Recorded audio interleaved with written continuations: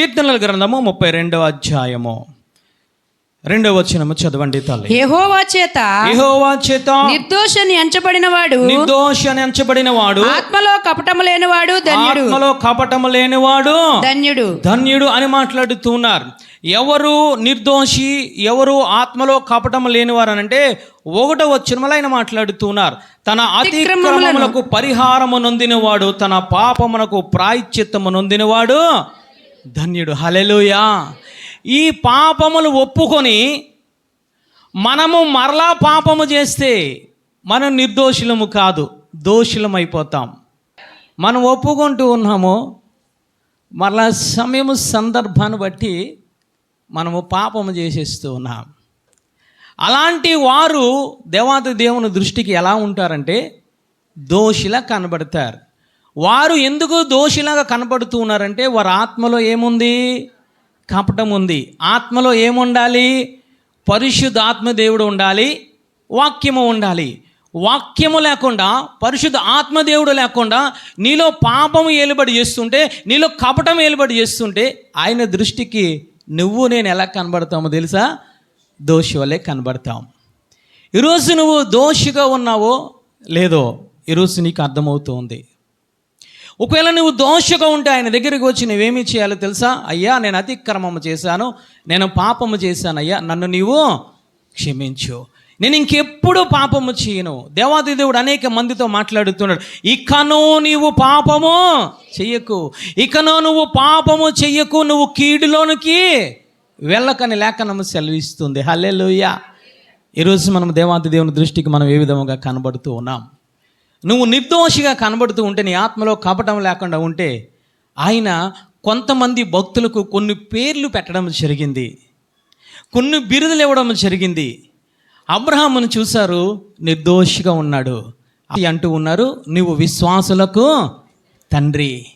నోవహు దగ్గరికి వెళ్ళి చూశారు, నిర్దోషిగా ఉన్నాడు, నువ్వు నీ తరం అంతటిలో నీతిమంతుడువు, నిందారహితుడిగా ఉన్నావు. దావీదు దగ్గరికి వెళ్ళారు, దావీదుని చూసినప్పుడు నిర్దోషిగా కనబడ్డారు, నువ్వు నా చిత్తాను సారెడువు.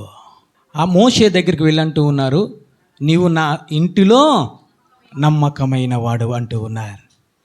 అదే విధముగా దానియేలు దగ్గరికి వెళ్ళి దేవాది దేవుడు చూస్తుంటే దానియేలు అంటూ ఉన్నారు, దానియేలు నువ్వు నాకు బహు ప్రియుడు. హల్లెలూయా. ఈరోజు యేసయ్య నీ దగ్గరికి వచ్చి చూస్తూ ఉంటే ఏ విధముగా నువ్వు కనబడుతూ ఉన్నావు? ఒక నిర్దోషిగా కనబడుతూ ఉన్నావా? విశ్వాసము గలదానిగా కనబడుతూ ఉన్నావా? యథార్థమంతురాలుగా కనబడుతున్నావా? అని ఇంటిలో నమ్మకమైన వాలిగా నువ్వు కనబడుతున్నావా? ఆయన చూస్తూ ఉంటే బహు ప్రియురాలుగా, ప్రియుడిగా నువ్వు కనబడుతూ ఉన్నావా తల్లి? దానియేలునంటూ ఉన్నాడు యేసయ్య, స్వయముగా అంటూ ఉన్నారు, నువ్వు ప్రియుడువు కాదు, నువ్వు నాకు బహు ప్రియుడువు. హల్లెలూయా. యెహోవా చేత నిర్దోషిగా ఎంచబడినవాడు, ఆత్మలో కపటము లేనివాడు ధన్యుడు. ఆ ధన్యతలోనికి నువ్వు ఉంటే, నీ ఆత్మలో కపటము లేకుండా యెహోవా చేత నిర్దోషిగా నువ్వు ఎంచబడితే, దేవాంతి దేవుడు నీకు ఒక పేరు పెడతాడు తల్లి. హల్లెలూయా.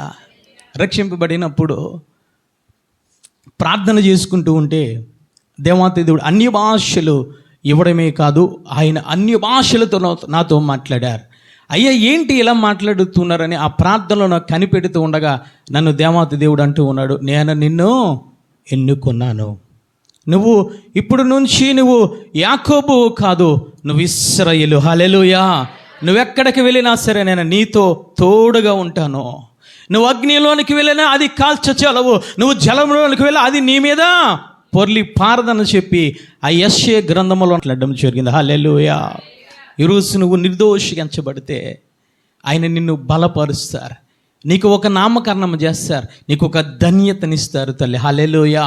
ఇక్కడ దానియేలు అని అంటూ ఉన్నారు, దేవాంతి దేవుడు అంటూ ఉన్నారు, ఓ దానియేలు నువ్వు బహుప్రియుడు. ఎందుకు దానియేలు గారిని బహుప్రియుడు అని అంటూ ఉన్నారంటే ఆ బహుప్రియుడు గల లక్షణాలు దానియేలు గారు కలిగి ఉన్నారు. హల్లెలూయా. అంటే ఆయన ఏ మనసులో ఆ దానియేలు కోసం ఊహించుకుంటూ ఉన్నారో, ఆ మనిషి కోసం ఊహించుకుంటూ ఉన్నారో, ఏ పరిశుద్ధత కలిగి ఉండాలో, ఏ ప్రార్థన కలిగి ఉండాలో, ఏ నిర్దోషము కలిగి ఉండాలో, అన్ని లక్షణములు కూడా ఆ యొక్క దానియేలు గారు కలిగి ఉన్నారు. కాబట్టి దానియేలు గారిని దేవాంతి దేవుడు అంటూ ఉన్నాడు, నువ్వు నాకు బహు ప్రియుడు. హల్లెలూయా. నువ్వు నాకు నచ్చేసావు, నువ్వంటే నాకు చాలా ఇష్టం అని దేవాది దేవుడు మాట్లాడుతూ ఉన్నాడు. ఎందుకు దానియేలు గారు ఈ విధముగా దేవాది దేవునికి నచ్చారంటే ఆయన కొన్ని ధన్యతల్లోనికి ఆయన ఉన్నాడు, కొన్ని లక్షణములు ఆయన కలిగి ఉన్నాడు, కొన్ని మంచి గుణములు ఆయన కలిగి ఉన్నాడు. మొట్టమొదటిగా దానియేలు గారు కలిగి ఉన్న మొట్టమొదటి లక్షణం ఏమిటనంటే ఆయన పరిశుద్ధతను కాపాడుకున్నాడు, పరిశుద్ధులతో సహవాసము చేశాడు. హల్లెలూయా. పరిశుద్ధతను కాపాడుకుంటూ పరిశుద్ధులతో సహవాసము చేస్తే ఆయన నిన్ను బహుప్రియుడని పిలుస్తాడు. హల్లెలూయా. ఏ విధముగా కాపాడుకున్నాడయ్యా పరిశుద్ధతను అంటే దానియేలు గ్రంథము 1వ అధ్యాయము 8వ వచనము చదవండి తల్లి. రాజు పూజించు భోజనమును పానము చేయు ద్రాక్షారసమును పుచ్చుకుని, సౌండ్ తగ్గించండి లైట్ గా, పుచ్చుకొని తను అపవిత్రపరచుకొనకూడదని దానియేలు ఉద్దేశించి తాను అపవిత్రుడు కాకుండానట్లు వాటిని పుచ్చుకొనకుండా సెలవిమ్మని నపుంసకుల అధిపతిని వేడుకొనెను. హల్లెలూయా. అక్కడ రాజు ఒక ఆజ్ఞ ఇచ్చాడు.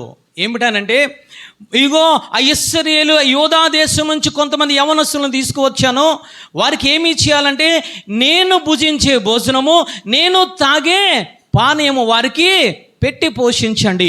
ఒకనొక దినాన వారిని నేను దర్శిస్తాను, అప్పుడు వారు నాకు ఏ విధముగా కనబడాలంటే అందముగా, జ్ఞానవంతులుగా, సుందరముగా వారు కనబడాలి అని ఆజ్ఞ ఇచ్చాడు. వెంటనే దానియేలుకు అర్థమైంది, నేను దేవాది దేవుని తెలుసుకున్నాను కాబట్టి, ఆయన రక్తధారలో కడగబడ్డాను కాబట్టి నేను ఎవరనంటే నేను పరిశుద్ధుడను, నేను నీతిమంతుడను. హల్లెలూయా. రాజు భుజించే భోజనము కానీ ఆ యొక్క పానీయమును కానీ నేను ద్రాక్షరసము నేను తాగితే ఆయన అంటుకుంటూ ఉన్నాడు నేను అపవిత్రుడను అయిపోతానని ఆలోచించుకున్నాడు తల్లి. వెంటనే నపుంసకుల దగ్గరికి వెళ్ళి బ్రతిమాలుకుంటూ ఉన్నాడు, అయ్యా నాకు ఆ రాజు భోజనం వద్దు, నాకు ఆ పానీయము వద్దయ్యా, నాకు శాకాహార భోజనము పెట్టు, నేను మామూలు పానీయమే తాగుతాను, నేను మంచినీళ్ళే త్రాగుతానయ్యా అని సెలవిచ్చిన వెంటనే, అడిగిన వెంటనే నపుంసకుడు ఒప్పుకున్నాడు తల్లి. హల్లెలూయా. వెంటనే ఆ నపుంసకుడు ఒప్పుకున్నాడు. 10 రోజులు పోయిన తర్వాత తన ముఖము చూస్తే అందముగా కనబడింది. హల్లెలూయా. ప్రకాశవంతముగా కనబడింది తల్లి. ఎందుకయ్యా? మొట్టమొదటిదంటే పరిశుద్ధతను కాపాడుకున్నాడు. ఏ విషయంలో పరిశుద్ధతను కాపాడుకున్నాడు? మొట్టమొదటి అంటే ఆహార విషయంలో పరిశుద్ధతను కాపాడుకున్నాడు. రెండవదిగా రాజు ఆజ్ఞ ఇచ్చాడు. ఏమిటయ్యానంటే ఒక చట్టాన్ని తయారు చేస్తారు. అక్కడ ఉన్న ప్రజలందరూ, బబులేని దేశంలో ఉన్న ప్రజలందరూ, అధిపతులు, సేనాధిపతులు, మంత్రులు అందరూ కూర్చొని ఒక చట్టాన్ని, ఒక కట్టుదిట్టమైన చట్టాన్ని ఏర్పాటు చేశారు, రూపొందించారు. ఏమిటనంటే రాజుకు తప్ప వేరే ఒకరికి ప్రార్థన చేయడానికి వీలులే. అలాగ ప్రార్థన చేయకుండా, రాజుకు ప్రార్థన చేయకుండా వేరే ఒక దేవునికి కానీ ప్రార్థన చేస్తే వారిని ఏమి చేస్తామనంటే సింహాలు బొనులో వేసి చంపేస్తామని ఒక ప్రకటనను, ఒక ఆజ్ఞను విడుదల చేశారు. అది ఎవరు విన్నారంటే దానియేలు గారు విన్నారు. హల్లెలూయా. ఆయన అనుకున్నాడు, రెండవదిగా అనుకున్నాడు, అయ్యో ఆ యొక్క రాజు ఆజ్ఞను పాటిస్తే నేను దేవాది దేవుని ఆజ్ఞను నేను ధిక్కరిస్తాను, దేవాది దేవుని ఆజ్ఞను ధిక్కరిస్తే నేను అపరిశుద్ధుడని అయిపోతాను, కాబట్టి నేను యథావిధిగా ప్రార్థన చేయాలని చెప్పి మేడగది మీదకి వెళ్ళి తలుపులు తెరిచి మోకాళ్ళ నుంచి 2 చేతులు పైకెత్తి ప్రార్థన చేస్తూ ఉన్నాడు. హల్లెలూయా. ప్రార్థన చేస్తూ ఉన్నాడు. రాజు ఆజ్ఞను పాటించలేదు, కానీ దేవాది దేవుని ఆజ్ఞను పాటించాడు. హల్లెలూయా. పరిశుద్ధతను, రెండవదిగా పరిశుద్ధతను కాపాడుకున్నాడు తల్లి. మూడవదిగా ఏమిటనంటే వారంటూ ఉన్నారు రాజుకు మాత్రమే ఏమి చేయాలి? ప్రార్థన చేయాలి, మోకరించి నమస్కారం చేయాలి, రాజును మాత్రమే పూజించాలి. కానీ దానియేలుకు అర్థమైంది, భూమి మీద కానీ, ఆకాశం అందే కానీ, భూమి లోపల కానీ దేనిని విగ్రహముగా చేసుకోకూడదు, దేనికి సాగిలా పడకూడదు. హల్లెలూయా. వెంటనే అర్థమైంది, ఈ 3 ఆజ్ఞ విషయంలో కూడా రాజుకు మొక్కితే నా జీవితం ఏమైపోతుంది? అపరిశుద్ధమైపోతుందని చెప్పి ఆలోచించుకున్నాడు తల్లి. హల్లెలూయా. తన పరిశుద్ధతను తను కాపాడుకుంటూ వచ్చాడు.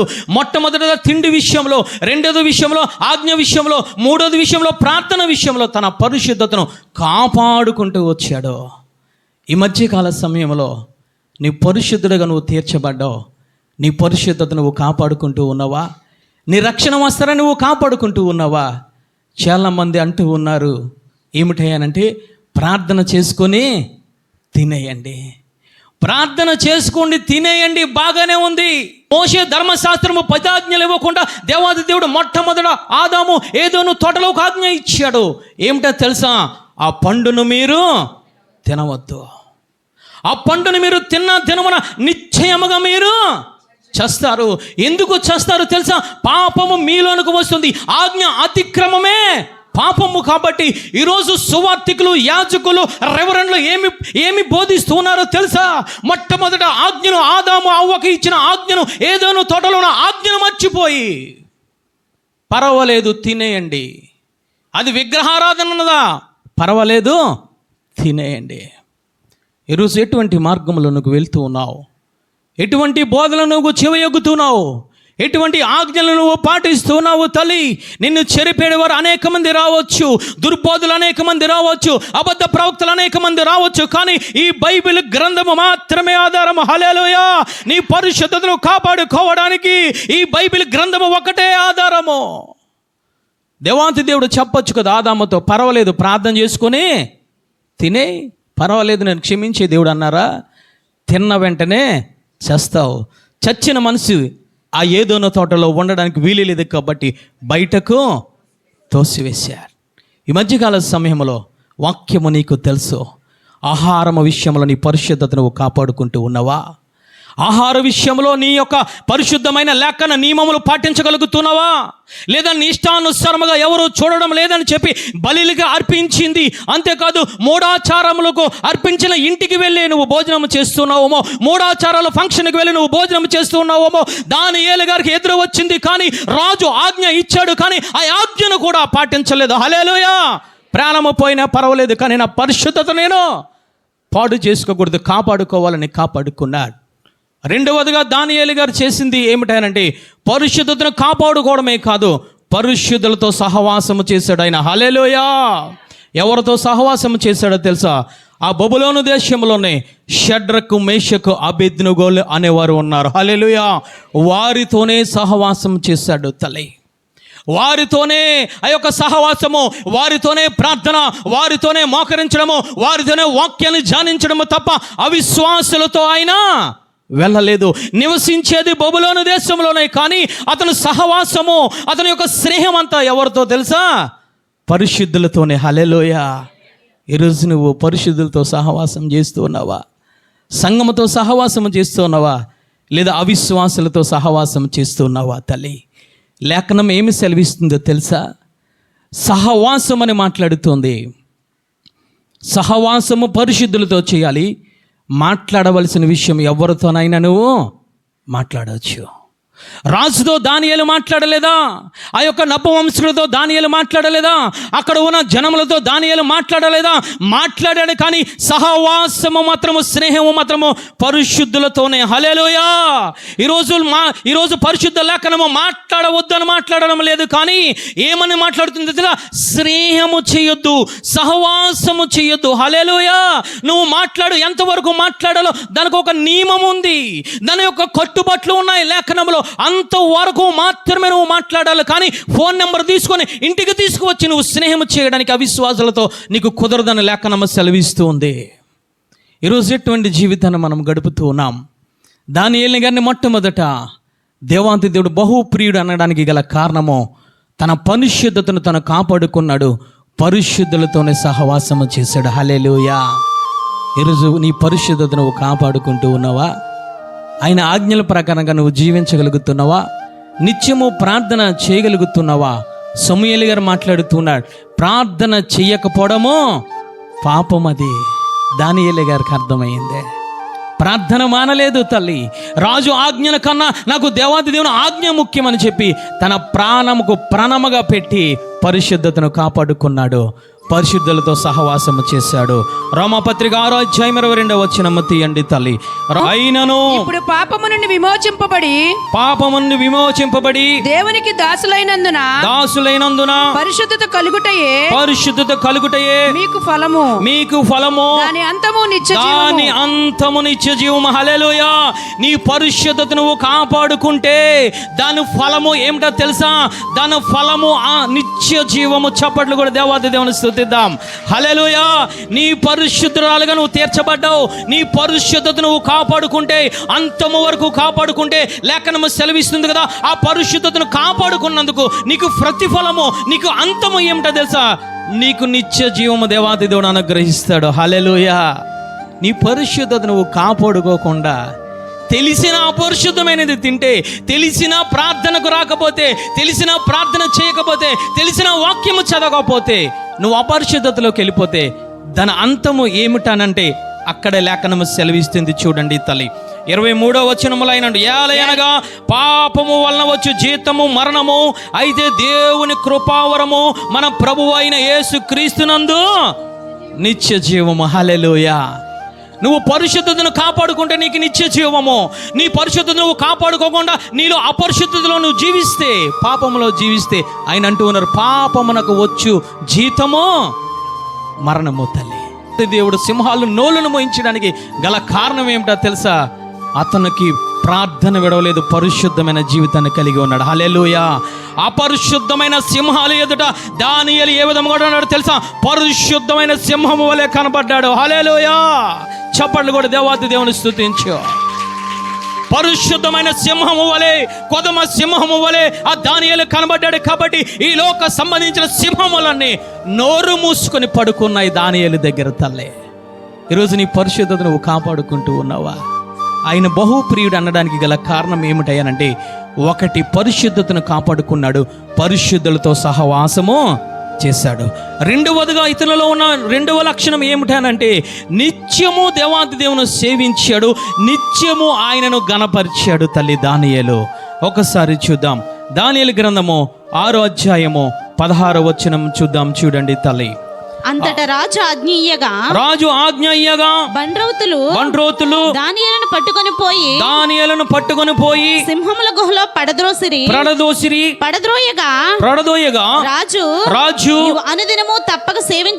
నీవు అనుదినము తప్పక సేవించుచున్నా నీ దేవుడే నిన్ను రక్షించునని దానియేలుతో చెప్పెను. అంటే నిత్యము కూడా తప్పక కూడా ఎవరిని సేవిస్తున్నాడు? దానియేలు దేవాతి దేవుని సేవిస్తూ ఉన్నాడు. హల్లెలూయా. ఒక రాజు మాట్లాడుతూ ఉన్నాడు. ఏ రాజు అయితే ఆజ్ఞ ఇచ్చాడో ఆ రాజు సింహాలు బోను దగ్గరికి వదిలి మాట్లాడుతున్నాడు. దానియేలు, నువ్వు నిత్యము తప్పక ఎవరిని సేవిస్తావో తెలుసా? నీవు యెహోవానే నువ్వు సేవిస్తావు. హల్లెలూయా. ఈరోజు నీ ఇరుగు పొరుగు వారు నేను అంటూ ఉన్నారా?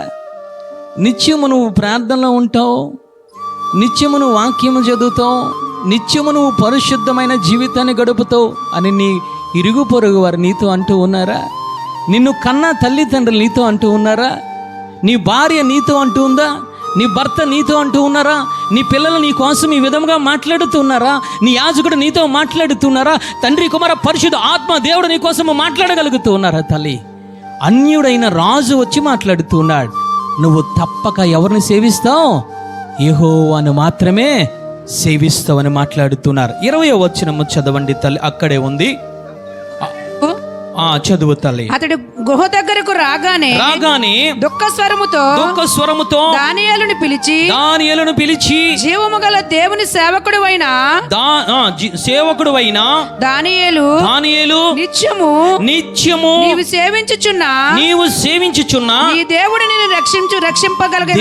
నిన్ను రక్షింపగలనా అని అతనిని అడిగాను. హల్లెలూయా.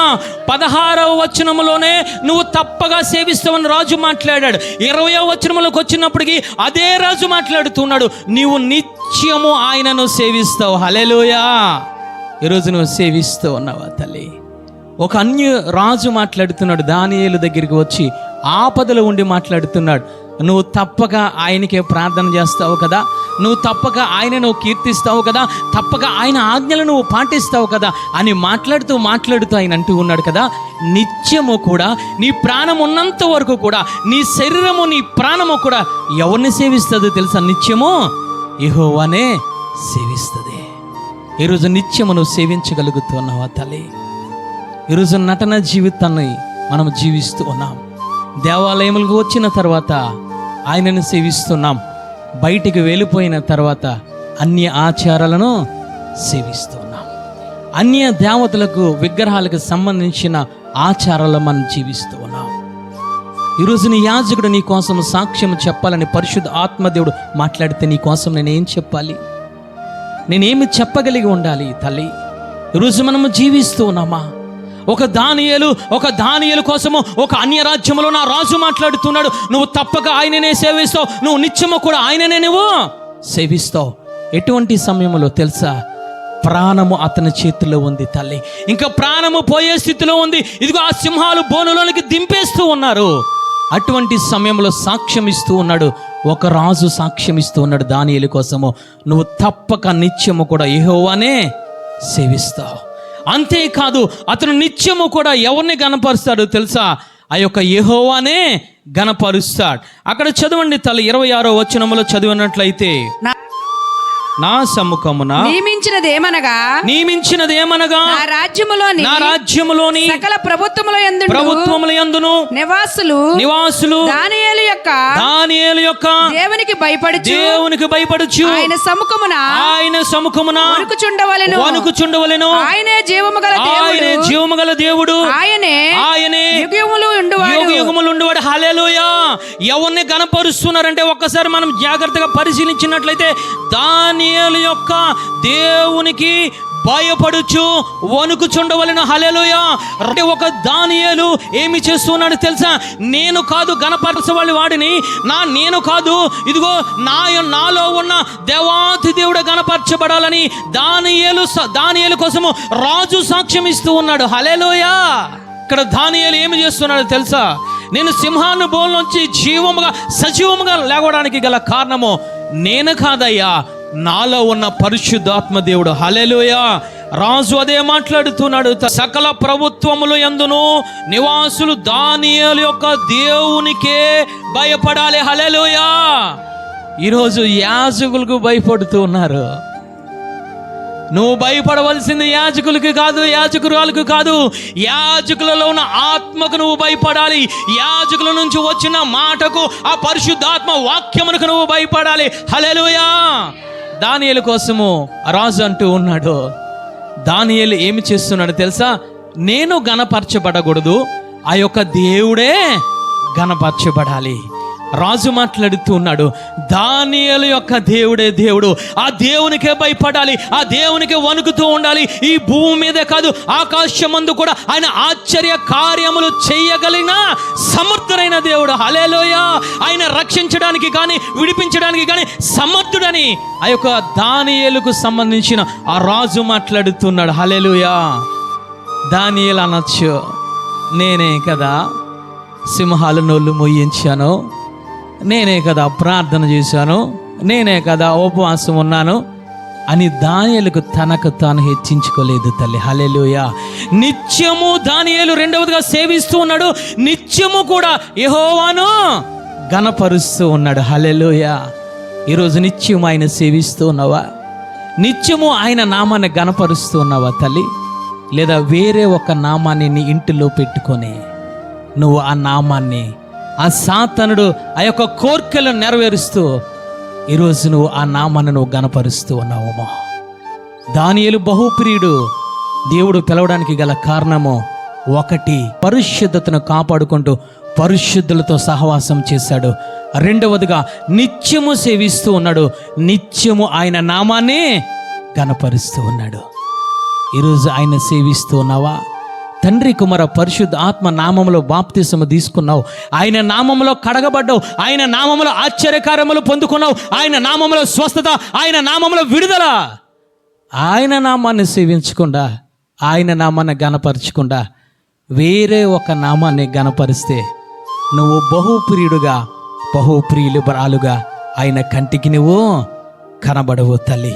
రోమాపత్రిక 12వ అధ్యాయము 11వ వచనం చదవండి తల్లి. వేటి విషయంలో ఆసక్తి కలిగి ఉండాలి ఆయన మాట్లాడుతున్నారు. రోమాపత్రిక 12వ అధ్యాయము 11వ వచనం. ఆసక్తి విషయంలో మాంజులు కాక ఆత్మయందు తీవ్రత గలవారై ప్రభువునే సేవించుడు. చప్పట్లు కూడా దేవాది దేవుని స్తుతిద్దాం. హల్లెలూయా. నీలో ఆత్మయందు తీవ్రత కలిగి ఉంటే ఎవరిని సేవిస్తావో తెలుసా? ప్రభువునే సేవిస్తావు. హల్లెలూయా. లోక మనుషులు మాట వినవు, దేవాది దేవుని మాట వింటావు, దేవాది దేవుని సేవిస్తావు, దేవాది దేవుని నామాన్ని నీకు సమయం వచ్చినప్పుడు, సందర్భం వచ్చినప్పుడు ఆయన నామాన్ని అన్యజనులు ఎదుట నిలబెడతావు. హల్లెలూయా. దానియేలు చేసింది అదే. సమయం వచ్చింది, సందర్భం వచ్చింది, యెహోవా నామాన్ని గణపరిచాడు. ఆ నామముని చేత పట్టుకొని రాజు మాట్లాడుతూ ఉన్నాడు. దానియేలు నమ్ముకున్న దేవుడే దేవాతి దేవుడు. అతను రక్షించడానికి, అతను విడిపించడానికి కూడా సమర్థుడు. హల్లెలూయా. ఈరోజు నువ్వు గణపరుస్తూ ఉన్నావా తల్లి?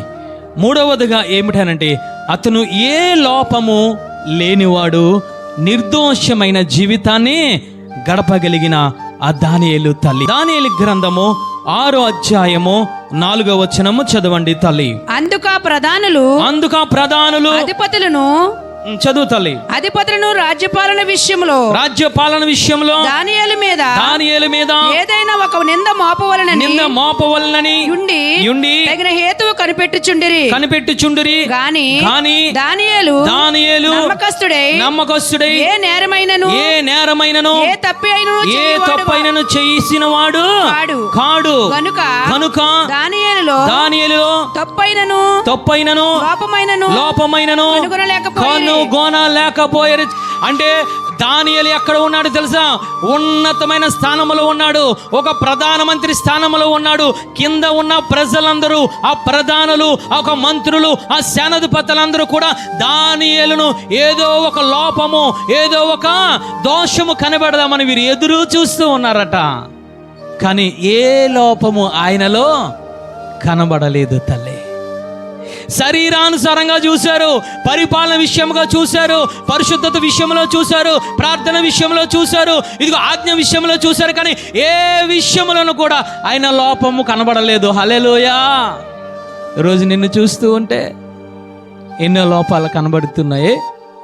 తిండి విషయంలో లోపము, ప్రార్థన విషయంలో లోపము, వాక్యము చదివే విషయంలో లోపము, దేవాలయంకి రావడం విషయంలో లోపాలు కనబడుతూ ఉన్నాయి. కానీ అక్కడ ఎవరెవరు చూస్తున్నారు తెలుసా? ప్రధానులు, అధికారులు, సేనాధిపతులందరూ కూడా ఎవరి మీద నిఘా పెట్టారంటే దానియేలు మీద నిఘా పెట్టారు. ఎక్కడైనా అన్యాయం చేస్తాడా, అక్రమము చేస్తాడా, లంచము తీసుకుంటాడా, లేదా అన్యాయమైన అక్రమైన తీర్పును వెలువడుతాడా అని చెప్పి పరిపాలన విషయంలో లోపములు చూశారు, కానీ కనిపెట్టలేకపోయారు. ఆఖరికి అనుకున్నారు, ఇతను ఎక్కడ దొరకడు, ఎక్కడ దొరుకుతాడంటే ఆత్మ విషయంలో ఇతను దొరుకుతాడు. నిఘా పెట్టారు తల్లి. ఒక చట్టాన్ని తీసుకొచ్చారు.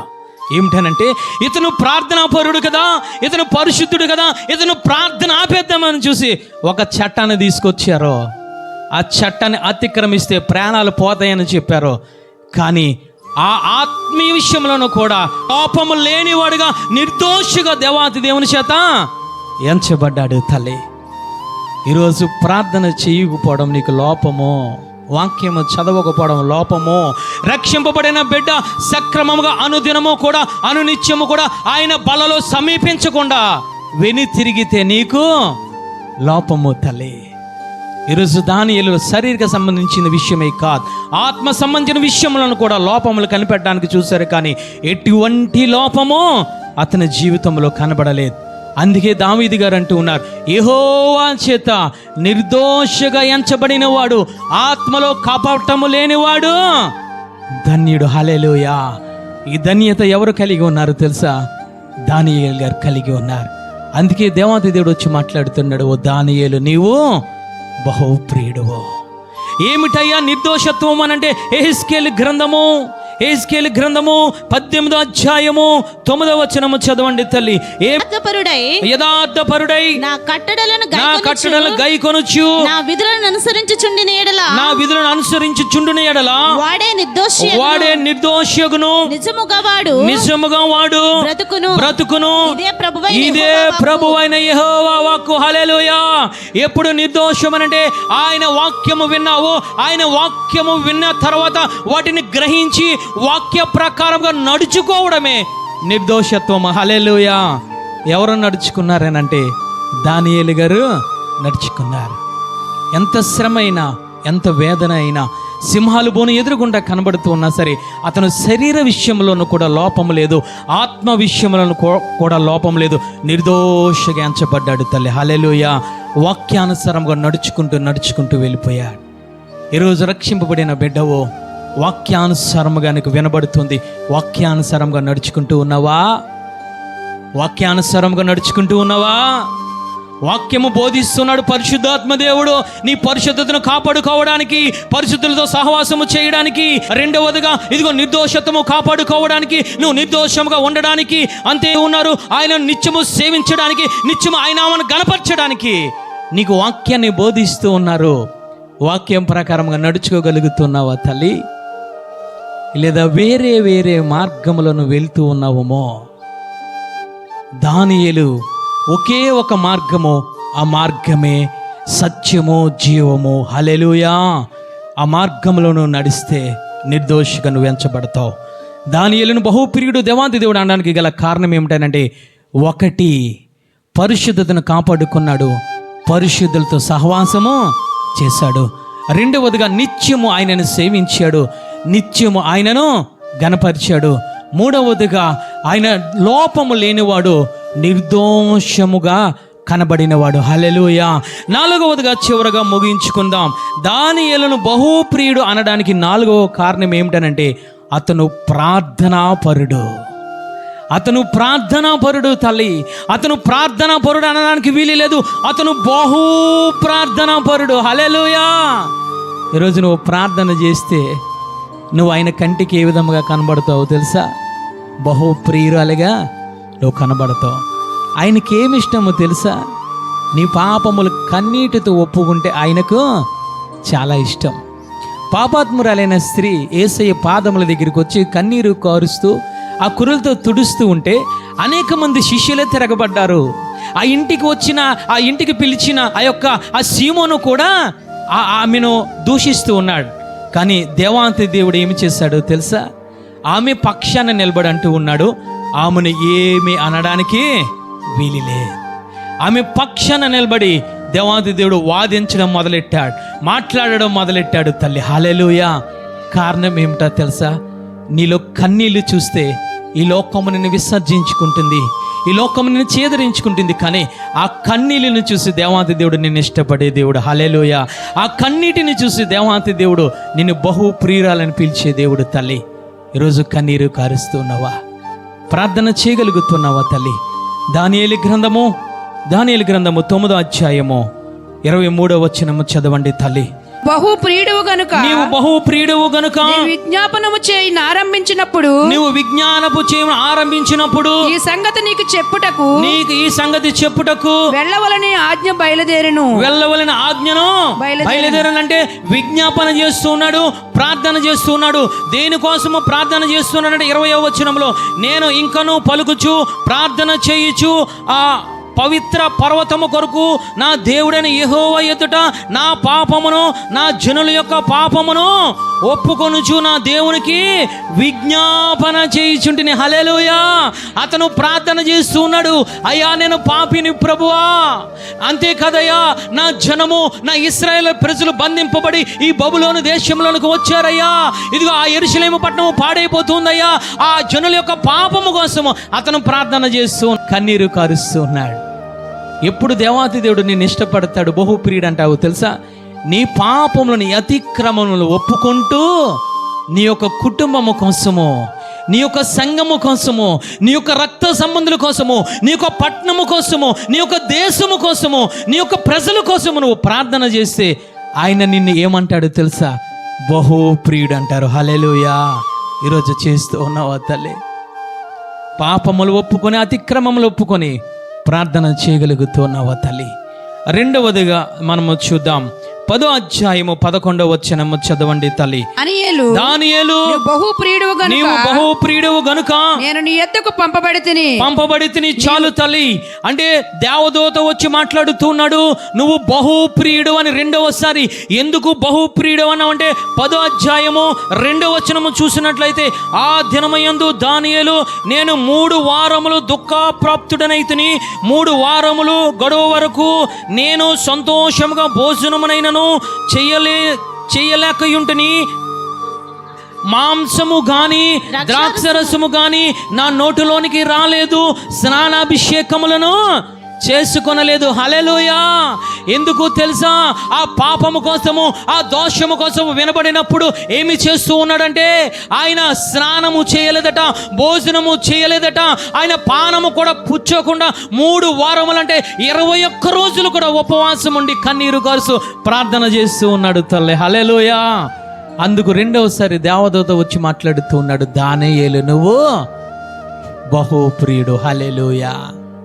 నువ్వు ఉపవాస ప్రార్థన చేస్తూ కన్నీరు కారుస్తే, నీ పాపములు ఒప్పుకుంటే, నీ బిడ్డల కోసము ప్రార్థన చేస్తే, నీ కుటుంబం కోసము ప్రార్థన చేస్తే, నీ ఆత్మీయ జీవితం కోసము ప్రార్థన చేస్తే, నీ యాజకుడి కోసము ప్రార్థన చేస్తే, నీ సంఘము కోసము ప్రార్థన చేస్తే, దేవాది దేవుడు ఆ మనవలన్నిటిని ఆలకించి నీకు ఇచ్చే నామం ఏమిటో తెలుసా?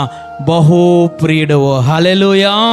10వ అధ్యాయము 19వ వచనములో కూడా దేవాది దేవుడు మాట్లాడుతూ ఉన్నాడు, నీవు బహు ప్రియుడవు, భయపడకుము, నీకు శుభము అవునుగాక. హల్లెలూయా. ఎందుకయ్యా 3వసారి అన్నారంటే 12వ వచనము చదవండి తల్లి. అప్పుడు దానియేలు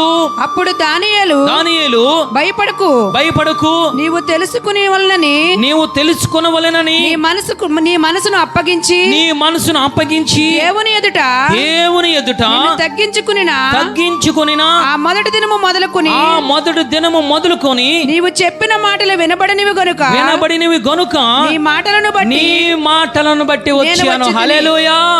అంటే ఇక్కడ 3వసారి ఎందుకు అన్నారయ్యా అంటే, అతను తగ్గించుకున్నాడు. ఎప్పుడు తెలుసా? 21 రోజుల్లో మొదటి రోజు నుంచి కూడా తగ్గించుకొని ప్రార్థన చేస్తున్నాడు. కాబట్టి 3వసారి దేవదూత మాట్లాడుతున్నాడు, నువ్వు బహు ప్రియుడు. హల్లెలూయా. ఎందుకు బహు ప్రియుడు అన్నారనంటే, మొట్టమొదట బహుప్రియుడు ఎందుకు అన్నారంటే, తన పాపములు ఒప్పుకుంటూ తన ప్రజల పాపముల కోసం కన్నీరు కారుస్తూ ఉన్నాడు. రెండవదిగా ఎందుకు బహుప్రియుడు అన్నారంటే, తను ఉపవాసం ఉండి కన్నీరు కారుస్తూ ఉన్నాడు. మూడవదిగా ఎందుకు దేవాది దేవుడు బహుప్రియుడు అన్నాడు అంటే, తను తగ్గించుకుని కన్నీటి ప్రార్థన చేస్తూ ఉన్నాడు. కాబట్టి హల్లెలూయా. ఈ 3 నువ్వు చేయగలుగుతున్నావా?